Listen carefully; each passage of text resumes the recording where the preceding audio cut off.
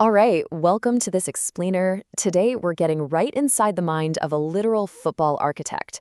We're looking at a man who didn't just construct a winning team, but built this incredible, enduring legacy that completely altered the landscape of the beautiful game. We're talking about the legendary Jock Stein and the blueprint of the Celtic Way. For those of you who love dissecting the structural foundations of elite performance, trust me, you are going to absolutely love this.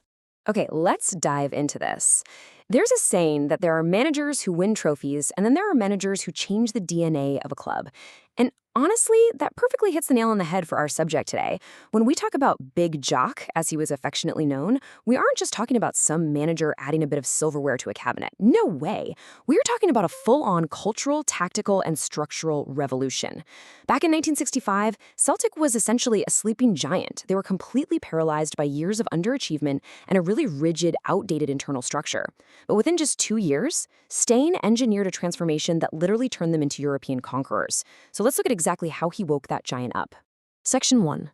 The sleeping giant awakens, moving beyond the kick and rush. You see, before Stein showed up, mid-century British football was, well, incredibly rigid.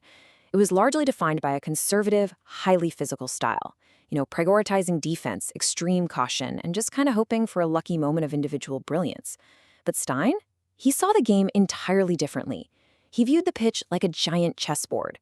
He wasn't just interested in squeezing out a 1-0 win. His whole philosophy was actively designed to overwhelm the opposition. Let's break down exactly what that tactical blueprint looked like. Section 2. Designing the Celtic Way. Engineering a tactical revolution. Now, what's really fascinating here is this concept of total mobility. Stein basically demanded that every single player be totally comfortable operating in multiple positions. He took his fullbacks, Tommy Gamel and Jim Craig, and effectively deployed them as wingers, pushing them high up the pitch. And to balance that out, his midfielders would drop deep to anchor the defense. It was an incredibly fluid, shifting system.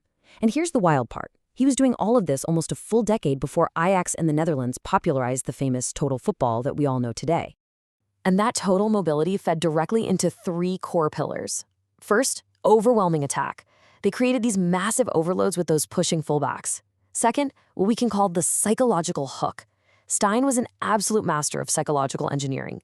He completely stripped away his players' fear of the big stage by convincing them, through just intense, meticulous preparation, that the grass in Madrid or Lisbon was exactly the same as the grass back home at Parkhead.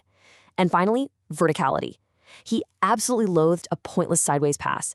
His teams were explicitly taught that if a forward vertical option existed, you take it with ruthless speed. It made them just exhausting to defend against. Section 3. A club for the community. The social foundation.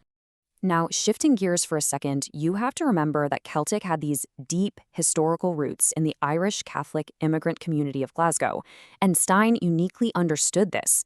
He recognized that the club wasn't just a business for the board of directors, it was a living, breathing vehicle for its supporters.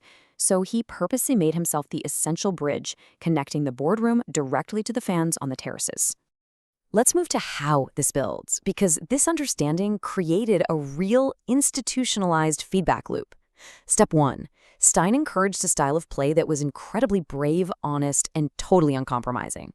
Step 2, the fans instantly identified with this hardworking style, and in turn, they demanded that high level of performance every single week. Which leads to Step 3. The players, under Stein's direct guidance, genuinely felt the weight and power of that community pride. It was a perfectly engineered social machine, and boy, was it about to be put to the ultimate test. Section 4. The ultimate proof of concept. Lisbon, 1967. Picture this. It's a classic David versus Goliath scenario. Celtic is up against Interchange, the undisputed masters of Catenaccio, which was this legendary Italian defensive lockdown strategy. Inter stepped onto that pitch in Lisbon, fully expecting a grueling, cautious battle of attrition. They fully expected Celtic to adapt to them. But as the match unfolds, Stein's genius becomes glaringly obvious. At kickoff, Inter sets up for that classic defensive battle. But by mid-match, Celtic is absolutely bombarding them. Stein flat-out refused to change their style for the biggest game in their club's history. They played exactly as they did at home, pressing high, attacking with width, and relentlessly testing the opponent. Finally, in the 84th minute, that relentless pressure shatters the lockdown, and Stevie Chalmers pokes home the winning goal. Inter's legendary defensive structure was completely dismantled. So the crucial point here is that this was so much more than just a trophy. This was a massive ideological victory for attacking football. Stein's architectural blueprint proved that a group of local lads could become the immortal Lisbon Lions and literally conquer Europe without ever compromising their core style. Section 5. Stein's Enduring Modern Legacy, the Blueprint in Today's Game. Now, you might be wondering, why are we analyzing a 1960s system today? Well, because even in our current era of hyper-commercialized, heavily data-driven football, Stein's principles remain the absolute gold standard. Just look at these 3 takeaways. First, the courage to attack. You never trade your identity for a safer defensive structure, even if you're the underdog. Second, unity of purpose, breaking down those barriers between backroom staff, players, and supporters to create one cohesive force.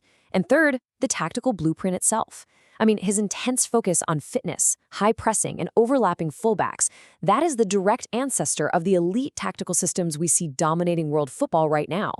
Tragically, Jock Stein passed away in 1985 while managing Scotland. But I want to emphasize this with absolute certainty. His fingerprints remain on every single ball kicked at Celtic Park today. He didn't just build a good team, he turned a football club into an entire philosophy. And this brilliantly illustrates his core, immutable lesson. Football is, at its heart, an architectural project. You have to lay the foundation, the fitness, the tactical discipline, and that profound sense of shared identity before you can ever expect to raise the roof with silverware. Stein looked at a rigid, cautious world and decided to build something structurally sound enough to last forever. Which leaves us with this final thought. As you look at the incredibly complex, data-driven systems governing elite sports today, ask yourself, have we forgotten the essential structural foundation of community and identity that Big Jock proved was absolutely necessary to build something immortal? It is definitely a question worth pondering as you watch the next generation of managers try to leave their mark. Thanks so much for joining me on this explainer, and keep questioning the blueprints behind the game.